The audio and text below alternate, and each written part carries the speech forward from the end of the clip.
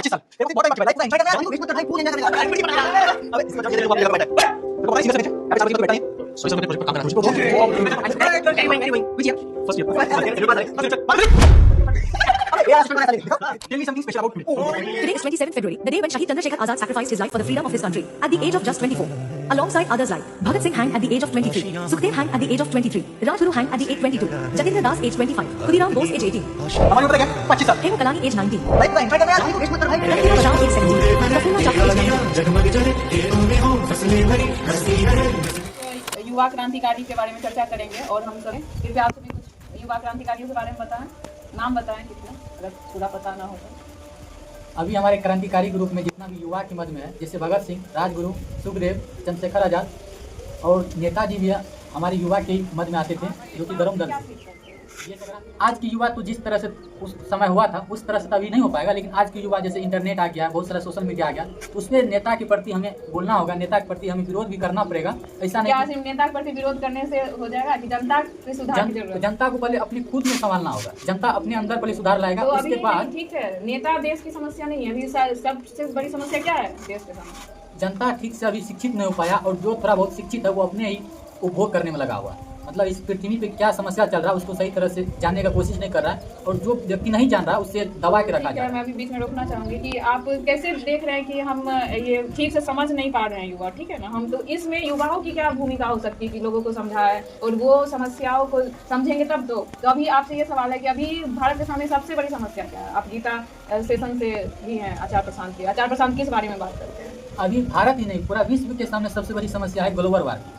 मतलब जो कि हमारे उपभोग करने से लगातार वन कटाई, मवेशी का लगातार उपभोग इतना करने से, लगातार इतना गाड़ी जो चल रहा है उसके कारण कार्बन डाइऑक्साइड ज़्यादा मात्रा में पृथ्वी को हो गया, जिसके कारण गर्म हो रहा है पृथ्वी, और उससे ग्लोबल वार्मिंग का खतरा बढ़ेगा, जिससे जितना बर्फ एरिया है वो पिघलेंगे, जिससे हमारे पूरा क्षेत्र में पानी आ जाएंगे, बाढ़ की तरह हो जाएंगे पूरा। तो उससे सबसे बड़ा समस्या ये है। अभी उसको यदि बचाना है तो उसको आध्यात्मिक रूप से बचाया जा सकता है, और आध्यात्मिक गुरु के रूप में हमारे सामने अभी आचार्य प्रशांत है, इससे हम लोग जुड़ सकते हैं। अध्यात्म क्या है?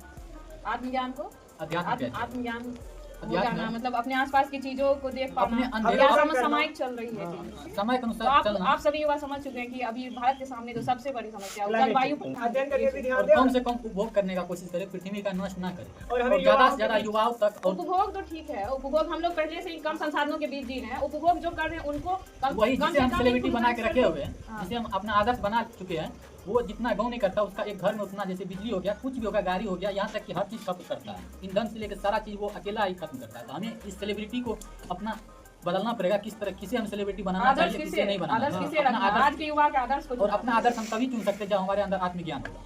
तो हमें आत्मज्ञान के लिए अभी सबसे बड़ी चीज़ है कि हम हमारे बीच आचार्य प्रशांत जी है, जो हम युवाओं को समझा रहे हैं अच्छी तरीका से, कि हम लोग समझ सकते हैं आचार्य प्रशांत जी से कि कैसे हम अपने आप पे अवलोकन।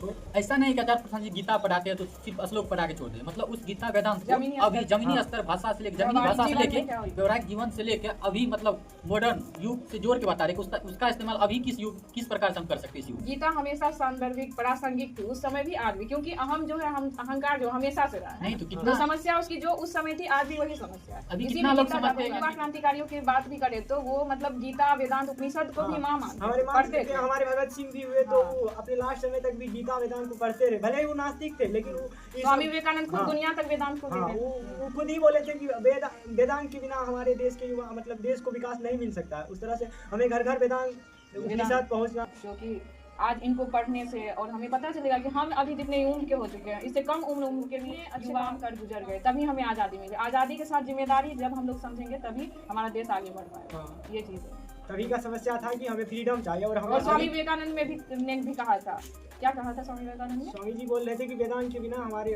और ये भी बोले थे ना, योगी बनने से पहले उपयोगी बनना। आजकल क्या होता है कि बस योगी का मतलब ही बना दिया है कि एक चनन टिक्का करना, बस पहाड़ पे जाके बैठो समाधि करो, ऐसे नहीं होना। हमारे स्वामी जी भी बहुत बड़े सन्यासी हुए थे, जो कि देश के बारे में सोच रहे थे, समाज को कैसे आगे ले जाना वैसा सोच रहे थे। योगी का मतलब ये नहीं होता है कि मतलब। तो आप आचार्य प्रशांत की गीता सेशन से सब जुड़े हुए हैं, तो आप एक श्लोक बोले या दो? चलिए हम लोग साथ ही बोल लेते हैं।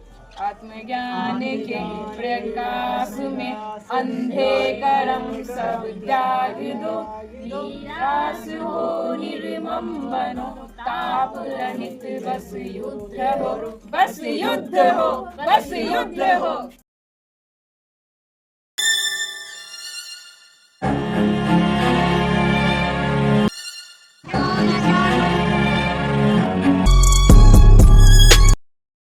मिली हैं।